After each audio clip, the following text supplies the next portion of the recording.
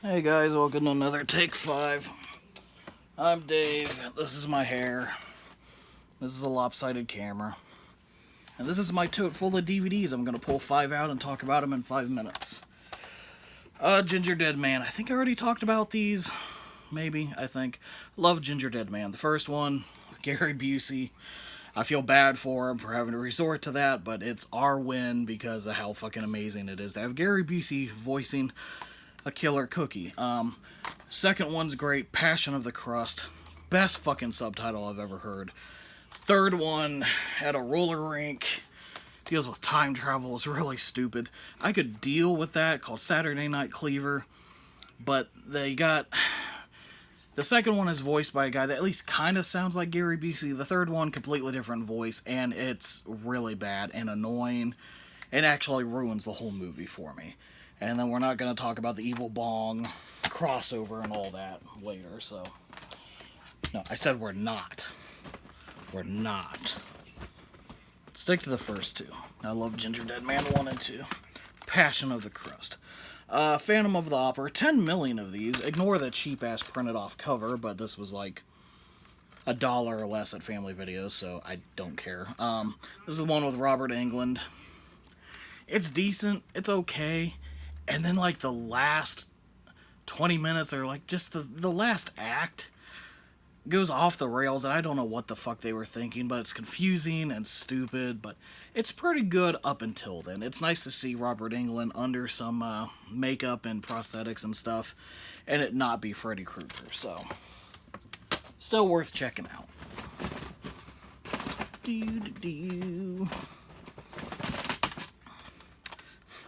Mega Piranha. Yes, like Mega Shark and all of those.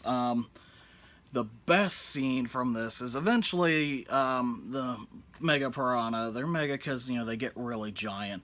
Eventually they just start hopping out of the ocean and are just dive bombing buildings. So you just see these terrible, shitty piranha like just flying into buildings, and then like smoke and fire comes out and they're just like stuck in the building and waving their fishtails around, and it's amazing. And the fact that they got away with this after 9/11, I mean, it was 9 years, but still, that's... Fuck.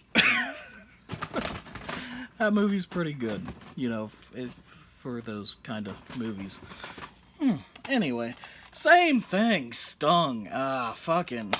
This is before the murder hornets came and killed us all. These are just giant mutated bees or wasps or something, and it's good for what it is. Cheesy effects, better effects than Mega Piranha, but these kind of movies, it's the group hides here, they need to move, one person dies, they go to another location, they sit there and wait, they think they're safe, one person dies, and that's the whole movie, just that repeated, and it gets old pretty fast, but the first half is pretty solid, so stick with it, just because, you know, it's dumb fun. What is that? That's 4. Got plenty of time to do one more, and probably 8 more after that. God damn, the concept of this show is so flawed. Oh, Cyrus. What is it? Cyrus, Mind of a Serial Killer. Price tag, tried to sell it. Nobody bought it. This one's bad. Pretty bad.